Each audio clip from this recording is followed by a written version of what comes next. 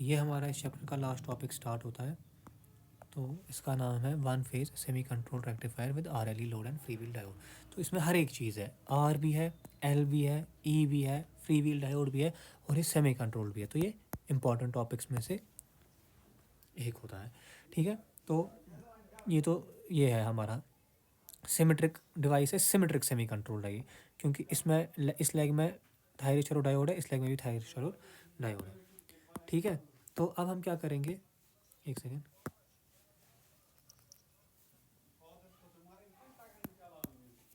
तो अब एक symmetrical semi converter for some part of the cycle freewheeling action होता था बाय T1 एंड D4, फिर होता था T3 and D2, but now both actions will be carried by free wheel diode. देखो, जब हम लोगों ने एनालिसिस की ना, यहाँ पे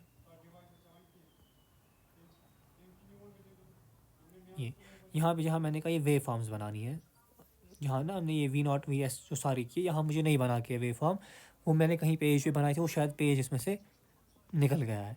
ठीक है, तो अब जब हम वो वेव फॉर्म देखते हैं, सर्किट हमें वहाँ पे सर्किट टर्न ऑफ टाइम निकालना होता है। सर्किट टर्न ऑफ टाइम होता है कितने टाइम को SCR रिवर्स बायस रहा। तो यहाँ पे वो 2 pi minus pi plus alpha divide by omega, ये वैल्यू हमें उस ग्राफ से, जब आप लोग ग्राफ बनाएंगे ना, ये आपको वहीं से आएगा। तो ये आता है pi minus alpha by omega. ठीक है, तो ये आया अल्फा। तो सर्किट टाइम ऑफ टाइम जो TC है ना, वो डिपेंड करता है अल्फा पे। ठीक है, अब अगर अल्फा बहुत ज़्यादा होगा ना, TC हो जाएगा बहुत कम, उसकी वजह से क्या होता है, कम्यूटेशन फेलियर होता है। ठीक है, तो ये प्रॉब्लम है हमारे पास। तो इसीलिए हमें हमें एक फ्री व्हील डायोड लगाना पड़ता है इस प्रॉब्लम को ओवरकम करने के लिए। तो फ्री व्हील डायोड क्या करता है, जैसे नेगेटिव साइकिल आया ना, पाई से पाई प्लस अल्फा, ये होता है ना नेगेटिव साइकिल, ये नेगेटिव साइकिल में डिवाइस को ज़ीरो करता है। तो ये अब T1 को कंडक्ट कहाँ तक कराएगा, सिर्फ अल्फा से पाई तक। तो फिर जो नया सर्किट टर्न ऑफ टाइम आएगा ना, वो आएगा 2 pi minus pi divide by omega, वो आएगा पाई डिवाइड बाई ओमेगा। आप लोगों को ये इसकी V0 की वेव फॉर्म और थायरिस्टर्स की वेव फॉर्म ज़रूरी बनानी है। ठीक है, तभी जाके TC के वैल्यूज़ आप लोग कैलकुलेट कर पाएंगे। ठीक है, तो यहाँ से हम देख रहे हैं अब circuit turn off time independent of alpha हो गया, तो हमारी कम्यूटेशन फेलियर की प्रॉब्लम ओवरकम हो गई। तो देखो आप, तो यहाँ पे मैं आप लोगों को दिखाता हूँ, this is 0, let us say this is pi, this is 2 pi, this is 2 pi plus alpha, let us say this is alpha, let us say this is pi plus alpha। ये हमारा केस 1 है। Case 1 में हम बोलते हैं अगर हमारा beta जो है वो पाई प्लस अल्फा से बड़ा है, इसमें L लगाया है ना, तो L की वजह से हमारे पास सर्किट में बीटा होगा। ठीक है, कंडक्शन बीटा तक जाएगी, और ये अज्यूम करता है कि बीटा पाई प्लस अल्फा से अगर बड़ा होगा, यहाँ पे अगर बीटा आ गया। ठीक है, तो देखो हम लोगों ने अभी एनालिसिस की ना, 0 से पाई कौन सा ऑन होता है डिवाइस, D2।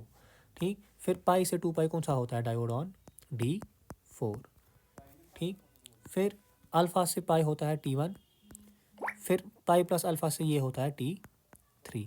फिर हमने कहा था लोअर डिवाइस एक ऑन होना चाहिए, वो होता है यहाँ पे T1 ही ऑन, जो हमने एनालिसिस की ना इससे पहले वही। फिर यहाँ से यहाँ भी T3 ही ऑन रहेगा।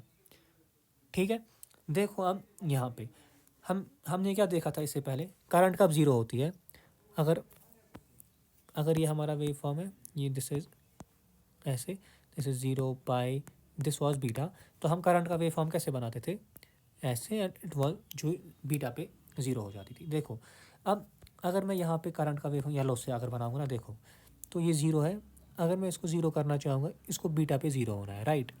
तो देखो प्रॉब्लम क्या है, ये ज़ीरो नहीं होगा कभी बीटा पे, करंट कभी ज़ीरो नहीं होगी। क्यों नहीं होगी, देखो यहाँ पे भी हाईलाइटर से दिखाता हूँ, किसी और कलर के हाईलाइटर से जो हमने अभी तक यूज़ नहीं किया, इससे देखो यहाँ पे भी एक डिवाइस ऑन है, यहाँ पे भी एक डिवाइस ऑन है, अपर और लोअर। ठीक है, यहाँ पे भी अपर और लोअर ऑन है। अब बीटा यहाँ पे है, यहाँ पे भी अपर और लोअर ऑन है। तो जैसे ये यहाँ पे ज़ीरो जाना चाहेगा ना, यहाँ पे फिर से डिवाइस ऑन है, करंट को ज़ीरो ही नहीं होने देगा, ये करंट को कांस्टेंट रखेगा, ये ज़ीरो कभी नहीं होगा, क्योंकि डिवाइस यहाँ पे ऑन है डिवाइस, तो करंट इसमें ज़ीरो होती ही नहीं है कभी। ठीक है, तो हम नोट्स पे जाते हैं। तो ये नहीं, ये मैंने नोट्स पे गलत बनाया है, तो ये नोट्स से आप नहीं देखना, जो मैंने अभी बनाया वही बनाना है। तो we can see if beta is greater than this, we have a continuous conduction, मतलब करंट कभी ज़ीरो हो ही नहीं रही है। करंट को जब ज़ीरो बनना है, तब नेक्स्ट डिवाइस ऑलरेडी ऑन हुआ होता है, तो करंट तो कभी ज़ीरो होगी ही नहीं। तो इसको हम बोलते हैं कंटिन्यूस कंडक्शन। यहाँ आई नॉट जो है वो कंटिन्यूसली फ्लो करती है, ठीक है। तो अगर आप यहाँ पे हम वेव फॉर्म बनाएंगे, हमने एनालिसिस की है ना इसकी ऑलरेडी, ये वही है। सिमेट्रिकल कहाँ गया, एक सेकेंड, ये है ना वी नॉट वी एस के बराबर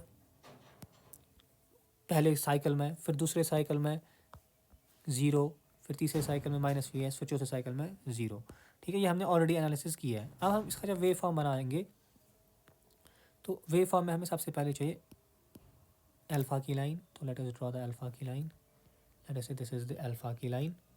सो ये वो लाइन है जहाँ पे T1 और T2 थायरिस्टर 1 और थायरिस्टर 2 ऑन होता है,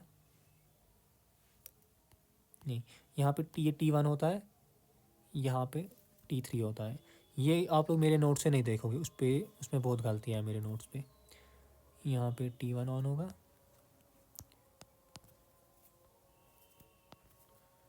यहाँ पे T3 ऑन होगा,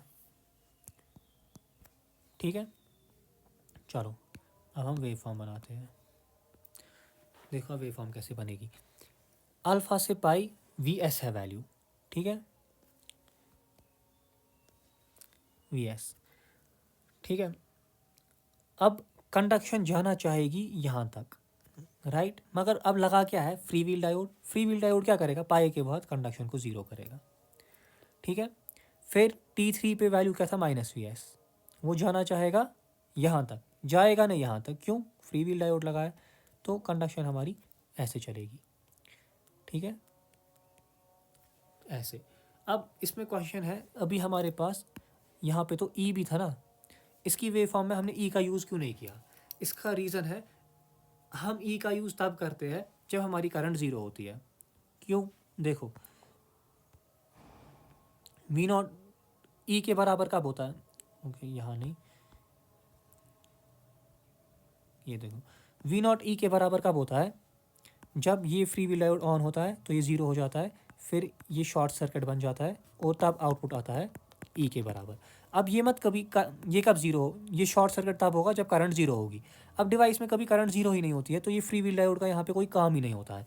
कभी डिवाइस की करंट ज़ीरो नहीं होती है तो वो क्या करता है, डिवाइस को हमेशा सप्लाई के साथ कनेक्टेड रखता है।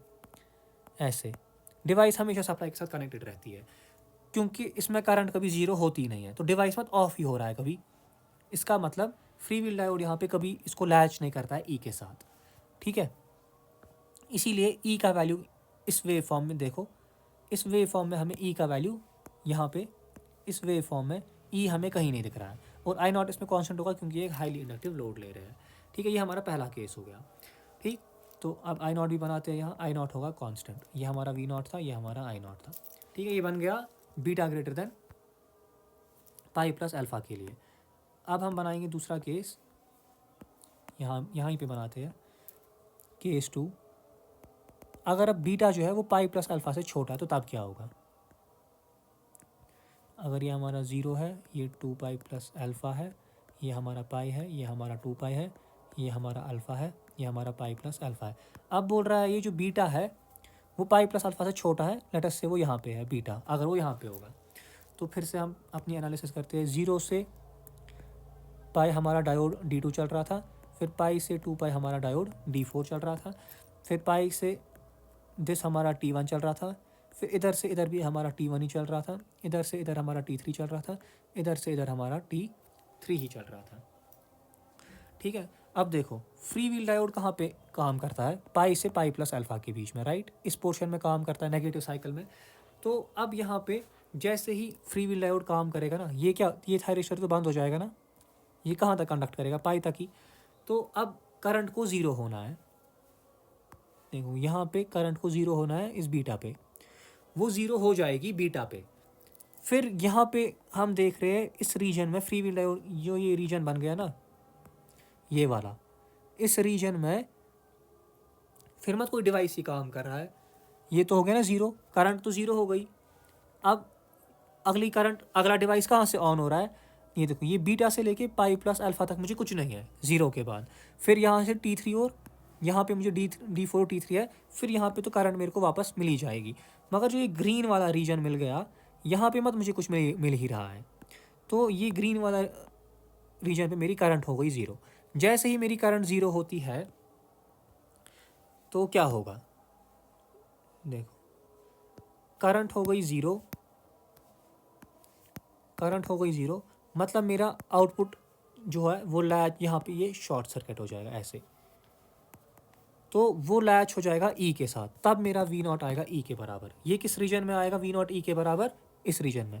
तो यहाँ पे मैं इसको छोटा करके लिखता हूँ, इस रीजन में मेरा ब्लैक से लिखते हैं, इस रीजन में मेरा जो वी नॉट है वो ई के बराबर आएगा बीटा से। So V naught is equal to E for beta to pi plus alpha. ठीक है, तो अब हम इसका ग्राफ बनाते हैं। यानी यहाँ पे ये है, ठीक है, तो यहाँ पे हम इसका ये बनाएंगे। तो इसको मैं पहले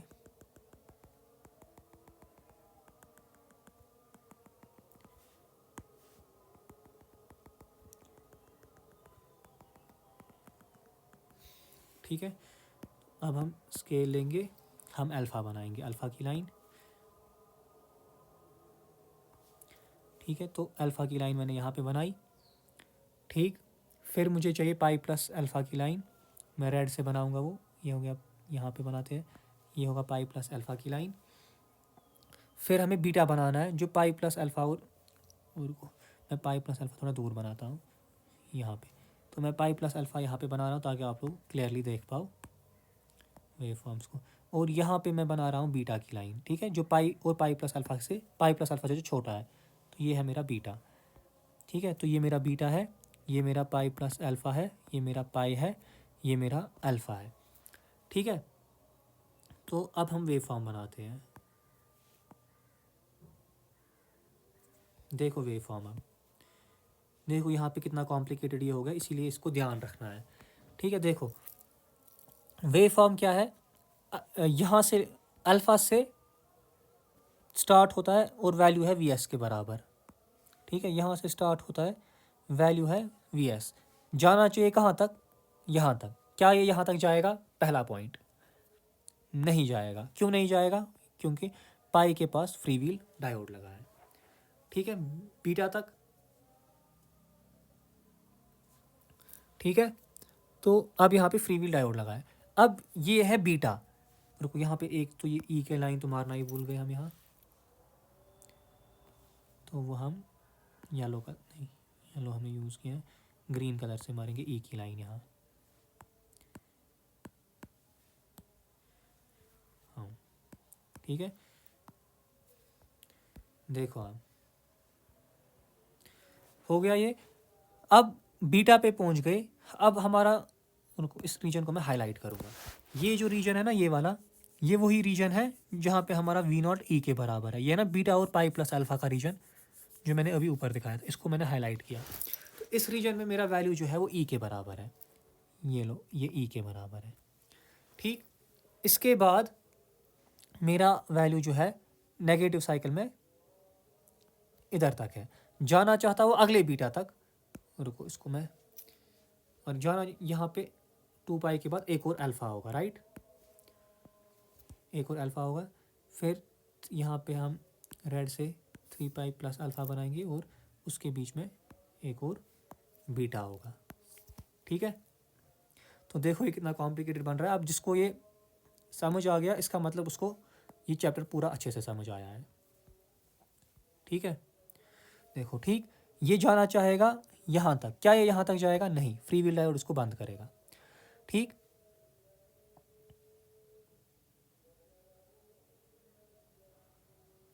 फिर